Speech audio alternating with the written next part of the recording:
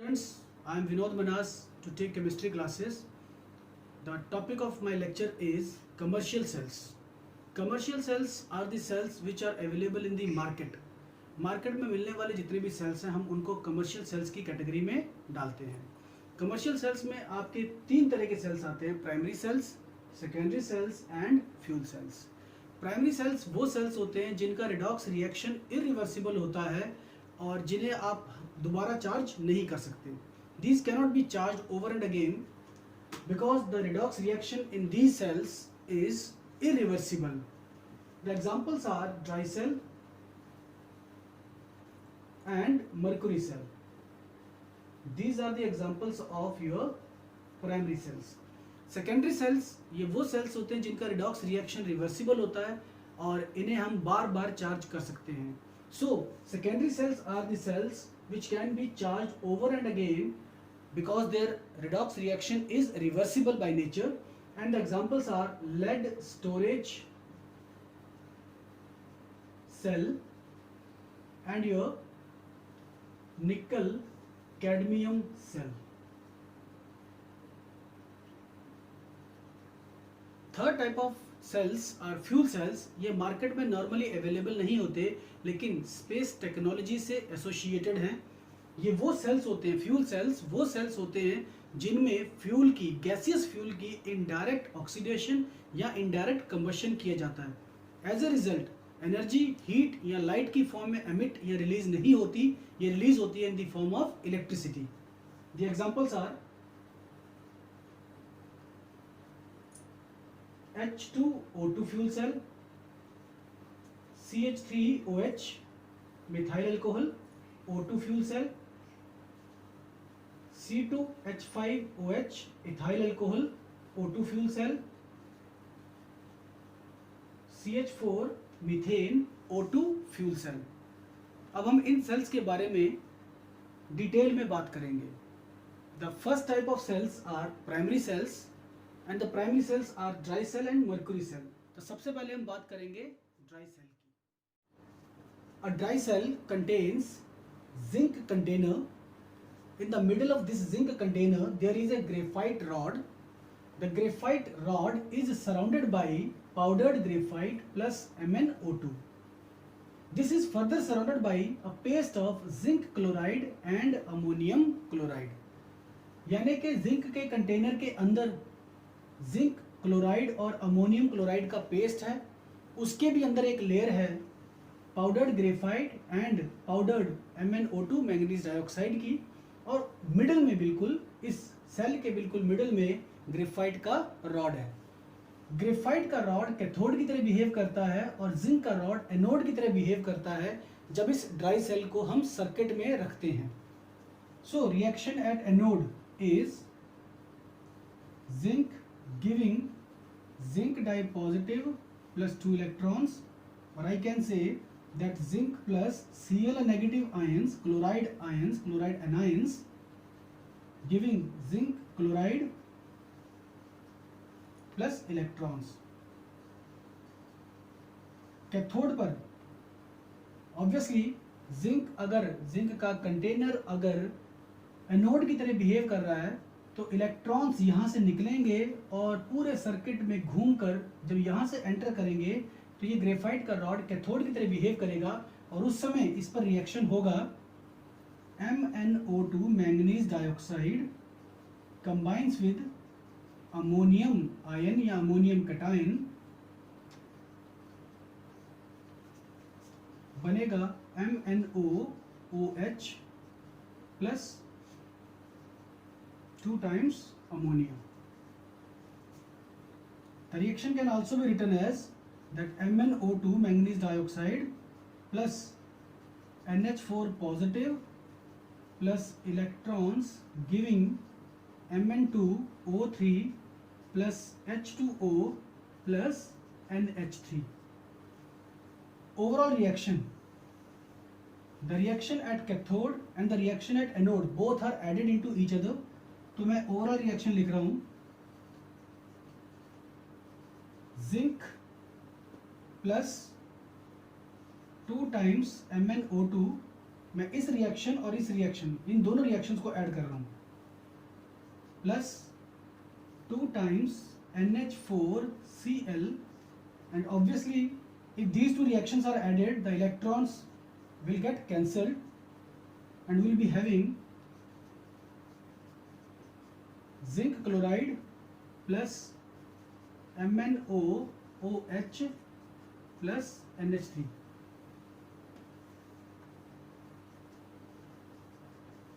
So this is my overall reaction.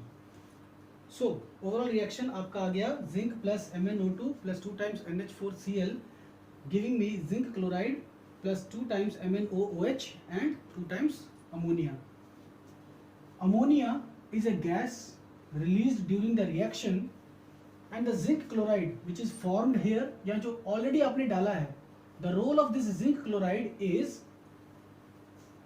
to combine with ammonia released so as to form this water soluble complex.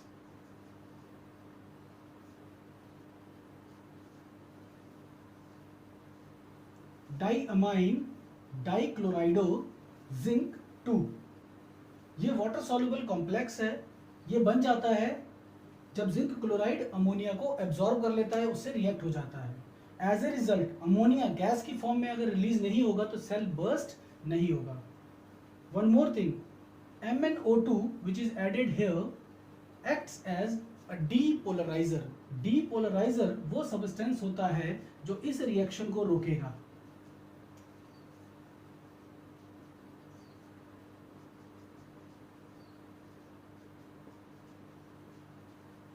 Once again, H2 is a gas. अगर ये gas बन जाएगी तो ये cell कुछ देर के बाद बर्स्ट हो सकता है। H2 गैस ना बने इसके लिए हमने यूज किया है MnO2, manganese dioxide. Dry cell is the most commonly used cell. ये आपके घरों में, क्लॉक्स में, टॉयज में, रिमोट कंट्रोल डिवाइसेस में एक्सेट्रा यूज किया जाता है। अगर हम बात करें इस ड्राई सेल की, तो ये dry cell with the passage of time अपने आप ही डेड हो जाता है अगर हम इस सेल को इस्तेमाल ना करें। फॉर एग्जांपल, अगर ये सेल बनने के 2 या 3 साल के बाद इस्तेमाल करने की कोशिश की जाए तो ये सेल ऑलमोस्ट डेड होता है। The reason being ammonium chloride corrodes the zinc container, या यूं कहूं कि ये जो redox reaction, overall redox reaction है, ये चल रहा है even if the cell is not put into the circuit. अगर हम सर्किट में सेल को नहीं रखते हैं, इवन देन लगातार रिडॉक्स रिएक्शन चल रहा है, या यूं कहें कि अमोनियम क्लोराइड जिंक से रिएक्ट होता रहेगा, as a result of which ammonium chloride अगर जिंक से रिएक्ट होता रहेगा तो जिंक कम होता जा रहा है, अमोनियम क्लोराइड जो है वो कम होता जा रहा है, and hence the cell will become dead after some time. One more thing, the cell gives a voltage in the range of 1.25 to 1.50 volt. With the passage of time, the voltage drops and almost becomes zero. The reason being electrolyte ammonium chloride is used in the overall reaction. भाई पूरे redox reaction में अगर हम देखें तो ये जो electrolyte ammonium chloride हम ले रहे हैं ये इस्तेमाल हो रहा है, एज ए रिजल्ट इसकी कॉन्सेंट्रेशन डिक्रीज हो रही है। Due to decrease in its concentration the reaction becomes slow and hence एक समय ऐसा आएगा कि जब इसकी कॉन्सेंट्रेशन इतनी कम हो जाएगी कि फर्दर रिएक्शन नहीं हो पाएगा, even if the zinc container का पूरा जिंक यूज नहीं हुआ हो। The next cell is your mercury cell is the second type of primary cell. इसे हम बटन सेल या फिर रूबन मेलरी सेल भी कहते हैं। जिंक का कंटेनर एनोड की तरह बिहेव करेगा। जिंक कंटेनर के अंदर एक लेयर लगी होती है पोरस मेम्ब्रेन की, उसके अंदर आपका moist KOH and mercuric oxide का पेस्ट है, और बिल्कुल मिडिल में ग्रेफाइट का रॉड है जो कि कैथोड की तरह बिहेव करेगा। So reaction at anode, anode पे reaction zinc plus hydroxide ions बनाएंगे जिंक ऑक्साइड, साथ में वाटर, और रिलीज हुए electrons. Reaction at cathode, HgO plus H2O plus 2 electrons gives me Hg plus 2 times OH negative। Overall reaction की बात करें तो ये दोनों जब रिएक्शंस ऐड किए जाएंगे तो इलेक्ट्रॉन्स कैंसिल हो जाएंगे, H2O भी कैंसिल हो जाएगा और OH नेगेटिव आयंस भी कैंसिल हो जाएंगे, and we will be left only with zinc plus HgO getting converted into ZnO plus Hg। अब क्योंकि इस ओवरऑल रिएक्शन में हमें इलेक्ट्रोलाइट या इलेक्ट्रोलाइट के आयंस नजर नहीं आ रहे हैं, will be saying the cell is going to give a consistent voltage, constant voltage which is 1.35 volt. जब तक ये सेल काम करता रहेगा ये 1.35 वोल्ट ही देता रहेगा। रीजन बीइंग कि electrolyte is not getting consumed in the reaction. Moreover the cell reaction does not takes place of its own, क्योंकि इलेक्ट्रोलाइट और जिंक के कंटेनर को पोरस मेम्ब्रेन ने सेपरेट कर रखा है। कहने का मतलब ये कि जो भी हमारे छोटे मोटे ड्रॉबैक्स थे ड्राई सेल में वो मर्क्यूरी सेल में नजर नहीं आते हैं।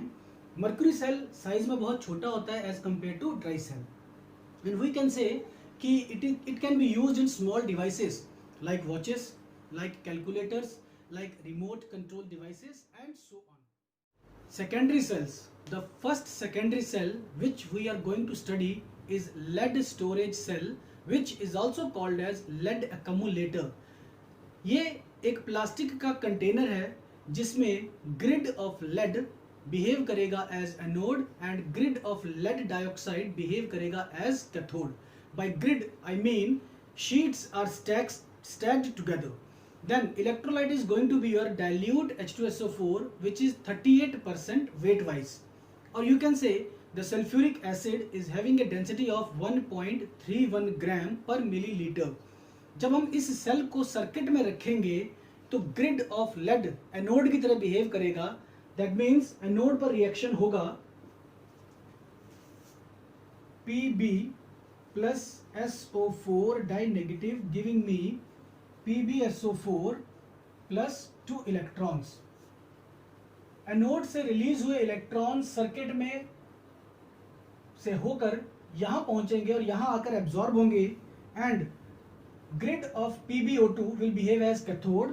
PbO2 plus H positive ions plus sulfate ions plus electrons gives me PbSO4 plus H2O। इन दोनों रिएक्शंस को अगर हम ऐड करेंगे तो हमें मिल जाएगा overall reaction which is going to be Pb plus PbO2 plus 2 times H2SO4 giving me 2 times PbSO4 plus 2 times H2O। This is the overall reaction during discharge। मतलब जब सेल वोल्टेज दे रहा है, जैसे जैसे समय बीतेगा सेल में H2SO4 की consumption होती जाएगी क्योंकि ये ओवरऑल रिएक्शन में इस्तेमाल हो रहा है। एज ए रिजल्ट इसकी डेंसिटी भी डिक्रीज होगी और ये 1.31 ग्राम से डिक्रीज होकर 1.30, 1.29, 1.28 एंड लाइकवाइज डिक्रीज होती जाएगी। But before attaining the value of 1.20 ग्राम पर मिलीलीटर, इस वैल्यू के आने से पहले, इस डेंसिटी के आने से पहले हमें सेल को दोबारा चार्ज करना है, क्योंकि अगर डेंसिटी इतनी हो गई तो सेल डेड हो जाएगा, मतलब अब वो दोबारा चार्ज करने के लायक नहीं बचेगा। So before the attainment of this density we have to charge the cell once again. During charging, recharging, cathode will become anode and anode will become cathode. इससे मेरा मतलब ये नहीं है कि एनोड का रिएक्शन रिवर्स हो जाएगा। एनोड का रिएक्शन रिवर्स कहने का मतलब ये कि जब मैं कहता हूं एनोड बिकम्स कैथोड, तो इसका मतलब बेटा ये नहीं है कि एनोड का रिएक्शन रिवर्स होगा। The reaction which is going to reverse is this one at anode. मतलब PbSO4 plus 2H2O gives me PbO2 plus 4H positive plus SO4 die negative plus 2 electrons. That means जो electrode पहले cathode था अब वो anode बन जाएगा, और जो एनोड था वो कैथोड बन जाएगा कुछ ऐसे. PbSO4 plus 2 electron like this. The reactions are reversed and the cathode becomes anode and anode becomes cathode during recharging or charging of the cell, and the overall reaction is going to be reverse of this. That means 2 times PbSO4 plus 2 times H2O is going to give me Pb plus PbO2 plus 2 times H2SO4. ये cell 2 volt की voltage देता है. अगर हम ऐसे ही 3 sales को series में connect करें तो 2 into 3 6 वोल्ट मिल जाएंगी. दैट मीन्स इन सेल्स को जब हम सीरीज में कनेक्ट करेंगे तो cells connected in series will be forming battery, and the battery of 6 volt will be obtained if 3 cells are connected in the series. Likewise, अगर मैं इस 2 वोल्ट के सेल को 6 बार सीरीज में जोड़ूं तो मुझे मिलेगी 12 वोल्ट की बैटरी. ऐसे ही 12 volt into 9 I will be getting 18 volt battery. ये जो सेल है lead storage cell connected in series will become battery. So lead storage batteries are used mostly as inverter batteries and as automobile batteries. The second type of secondary cell is your nickel cadmium cell, जिसको कि हम short form में NiCad cell भी कहते हैं. इस cell में anode is a cadmium rod or you can say a strip of cadmium. Cathode is nickel dioxide or nickel trihydroxide. Electrolyte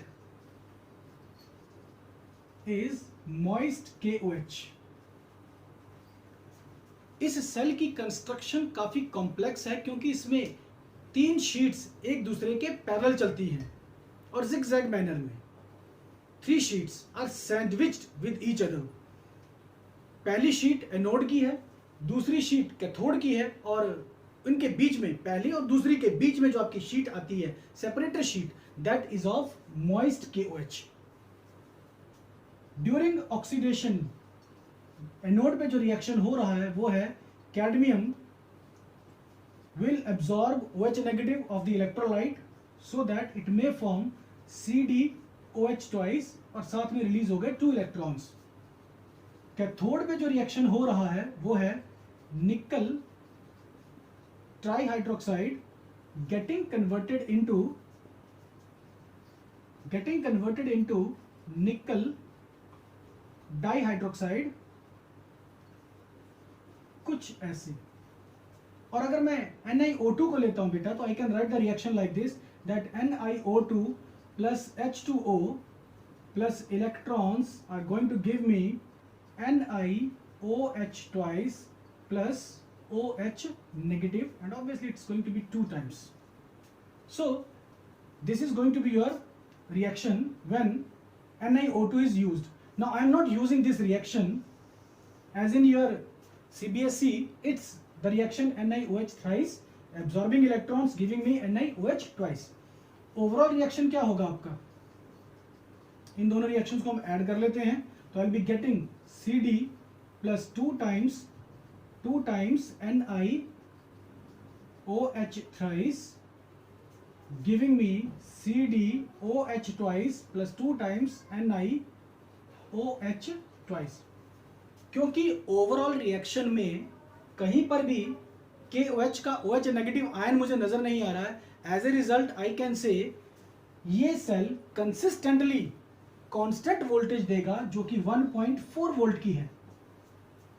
One more thing, the cell is very compact, very small as compared to lead storage battery and hence it can be used as a portable cell. इसको दोबारा charge भी कर सकते हैं और ये portable भी है. एज ए रिजल्ट इसकी जो लॉन्गेटिविटी, लाइफ की लॉन्गेटिविटी होती है वो बहुत ज़्यादा है. It can be used over and again a large number of times and it can be used in portable devices क्योंकि ये खुद पोर्टेबल है, like your वीडियो कैमराज या mobile cameras, sorry for the mistake, video cameras या फिर जो आपके photographer के पास कैमराज होते हैं for clicking still cameras. Now a fuel cell is based upon indirect oxidation of a gaseous fuel. यहाँ जो फ्यूल सेल मैंने लिया है वो है H2O2 फ्यूल सेल. इस फ्यूल सेल में 3 कंपार्टमेंट्स हैं और 2 इलेक्ट्रोड्स हैं. The electrodes are porous and they are made up of either platinum or palladium or silver. Porous electrode से मेरा मतलब है कि ये वो इलेक्ट्रोड्स हैं जिनमें छोटे छोटे पोर्स हैं सो दैट कि गैस एक साइड से दूसरी साइड पहुंच सके. From the left side hydrogen gas is pushed into the fuel cell and from the right side O2 gas is pushed into the fuel cell. मतलब कि जो लेफ्ट साइड का कंपार्टमेंट है उसमें हाइड्रोजन गैस भरी जाती है at high temperature high pressure and जो राइट साइड का कंपार्टमेंट है उसमें O2 गैस भरी जाती है at high temperature and high pressure.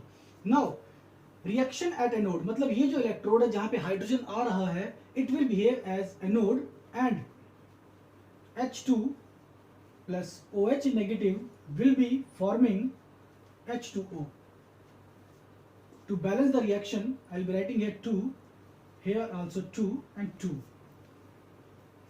Circuit से होकर ये इलेक्ट्रॉन जब यहाँ पहुंचेंगे तो ये कैथोड की तरह बिहेव करेगा और रिएक्शन होगा O2 plus H2O giving me 4 times OH negative and obviously here our electrons are also consumed. Electrons को बैलेंस करने के लिए मैं यहाँ पर 2 से मल्टीप्लाई कर दूंगा. So I will be having 2 times H2, 4 times OH negative, 4 times H2O and 4 times electrons. Electrons will be cancelled when I will be writing the overall reaction. जब मैं overall reaction को लिखूंगा तो overall reaction आएगी क्या, H2 plus O2 giving me H2O. Obviously H2 is a gas, O2 is a gas and H2O formed is a liquid. The delta H value associated with the reaction is minus 285.5 kilojoule per mole. ये delta H की value इस reaction से associated है. So fuel cells can also be your CH3OH fuel cell, CH3OH O2 fuel cell, C2H5OH O2 fuel cell या CH4O2 fuel cell. Now there are certain advantages of fuel cells. Fuel cells की कुछ advantages हैं, जैसे कि पहली है high efficiency. A fuel cell is highly efficient. इसकी efficiency approximately 60 to 70% होती है, जो कि थर्मल पावर प्लांट से बहुत ज़्यादा है, which is approximately 35 to 40%. Efficiency निकालने के लिए हम ईटा एफिशिएंसी, थर्मल इलेक्ट्रिसिटी की जो efficiency it is equals to delta G by delta H into 100. Delta G हम फाइंड करेंगे by using the relation delta G is equals to NF E naught cell, sorry, minus NF E naught E cell, not E naught. I will not be using the standard conditions. It is minus NF E cell, and जब ये मैं find करूंगा it's going to be your minus 237.39 kilo joule per mole. Delta G की value ये put करूंगा मैं, delta H की value ये पुट करूंगा, तो जो मेरा आंसर है it should be around 83%. But basically देखा गया है कि एक्चुअली ऐसा होता नहीं है. ड्यू टू वन रीजन और the other environmental factors vary करते रहते हैं. As a result the efficiency is 60 to 70%, but still it is a very good efficiency. Then comes here that it is a continuous source of energy. Continuously electricity को produce करता रहेगा तब तक जब तक कि आप दोनों साइड से हाइड्रोजन और ऑक्सीजन को पुश करते रहेंगे. Next, it is your environment friendly. जब हम इस सेल को यूज करेंगे तो किसी भी तरह की हार्मफुल या toxic gas, poisonous gas release नहीं होगी. The only product is your water. अगर मैं इस फ्यूल सेल की बजाय किसी हाइड्रोकार्बन या अल्कोहल और ऑक्सीजन के फ्यूल सेल को यूज करता हूं तो मेरी कार्बन डाइऑक्साइड भी बनेगी, which is also not a pollutant. So we can say these fuel cells are highly efficient by nature. But इसके बावजूद इनके कुछ ड्रॉबैक्स भी हैं. The drawbacks are, the first drawback is that electrodes are costly.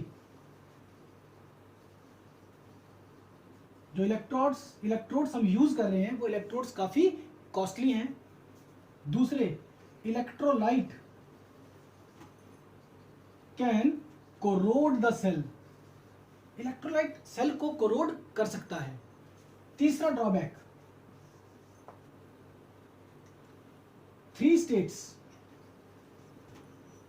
that is gaseous state, liquid state which is the electrolyte, and the solid state which is the electrode. इन तीनों states को एक साथ इकट्ठा करना काफी मुश्किल काम है. And lastly, it is very difficult to maintain high temperature and high pressure. The high temperature of 70 to 140 degree Celsius maintain करना और हाई प्रेशर मेंटेन करना for longer durations, it is very tough task. Thanks for watching the video.